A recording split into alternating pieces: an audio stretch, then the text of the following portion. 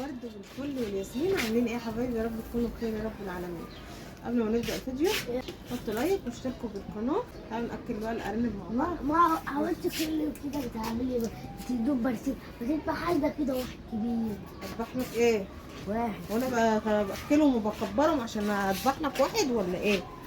حاجه زهره، حاجه زهره امبارح كانت امبارح اليمامه اللي انا كنت مربيها بقالي فتره، البوبي طلعت بوبي فعلا.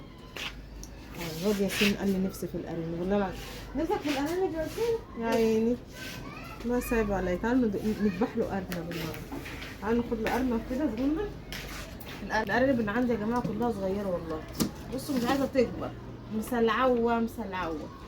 ناخد ارنب كده وخلاص بقى. زرع عاوزه تعمل الواجب. زرع عايزه تاكل. ايه يا زهر؟ ايه يا حبيبتي؟ اهو تعالي بصوا بقى زرع، بصوا زرع مفترسه. بصوا اتفضلي يلا وريني شطارتك كده. هتحطي راسه على طول. بص الراس على طول في البق. لسانها مدلدل اهو. اتفضلي اهي، يلا وريني هتاكليها ازاي. يلا انا واقفه لك. هتلاقينا احنا تعالي اهي قدامك. كنا بنجرب في الحمام لقينا هبارتها ما عرفناش نشوفها. شريره والله العظيم شريره. دي كان هيموت الارنب. يلا امبارح كنت حتى معاها ارنب كانت هتاكل. ابعديها والله العظيم هتندمي يا ماما. هي تذبحوا لي ايه؟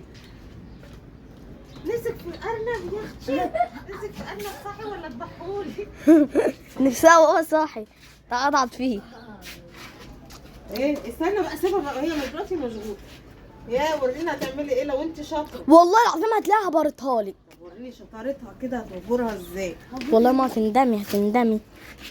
ايه يلا تعالي وريني. هتوبري اهو قدامك. اتفضلي يلا اخبري. في ثواني هتحطي راسه في بقك.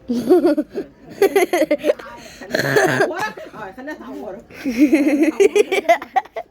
خليها تعورك.